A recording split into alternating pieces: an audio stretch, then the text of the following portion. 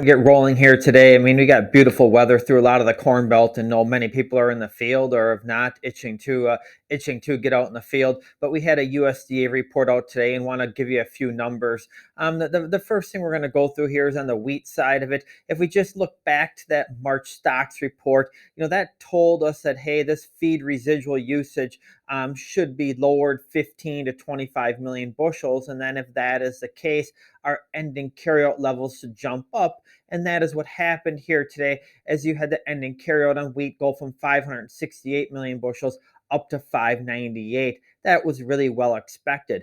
We think the real interesting thing, though, on the wheat side of it is when you look at the classes of wheat. Here we have the 5 different classes of wheat. Starting on the left, you got hard red winter wheat or KC wheat, and their ending carryout actually went down from the March report to April by 11 million bushels. Hard red spring wheat saw the big gain of almost 31 million bushels, and soft red winter wheat or Chicago wheat, their ending carryout dropped off 14 million bushels in here. You see those changes on white wheat and durum as well, but we want to focus back over here on KC wheat. When you lower this carryout down to 260 million bushels or 262 million, that's the lowest hard red winter wheat carryout in nearly 10 years. With the poor crop in the southwest in here right now, that really puts some support underneath this hard red winter wheat or KC wheat market. When you get over to the Chicago wheat figure with a carryout at 88 million bushels, that's the second smallest ending carryout in 15 years. So in those classes of wheat, you're tightening those carryout levels up much more, and I think put added layers of support underneath this market. The wheat report really kind of had the biggest changes in here when you look at these classes.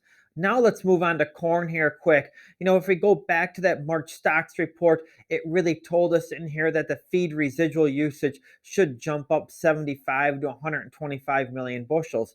So what did the USDA do? They left it all the same. They left carryout at just over 1.3 billion bushels in March, and now again in April, left feed residual usage the same. That was just kind of odd to us, what was going on. And then as we go over to the bean side of it in here, that March stocks report told us that residual usage there should be up 30 to 50 million bushels.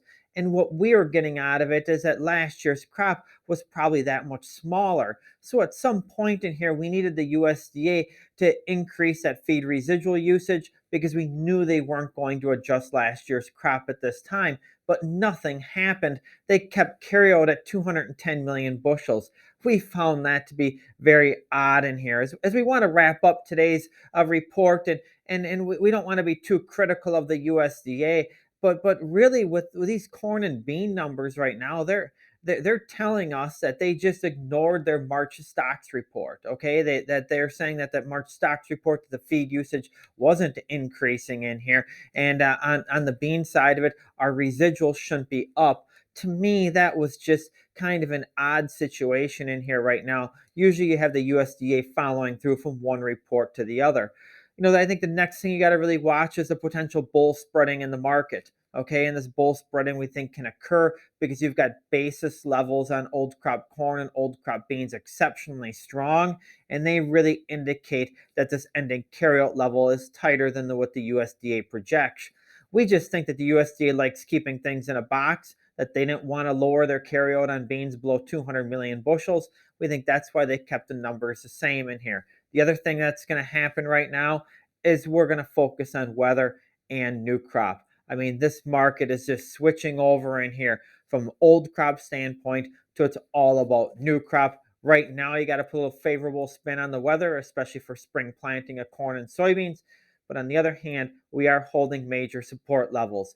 We'll keep you updated on our daily advisory report on our YouTube channel. Make sure you give us a like. Any suggestions on upcoming webinars, let us know. Have a great day.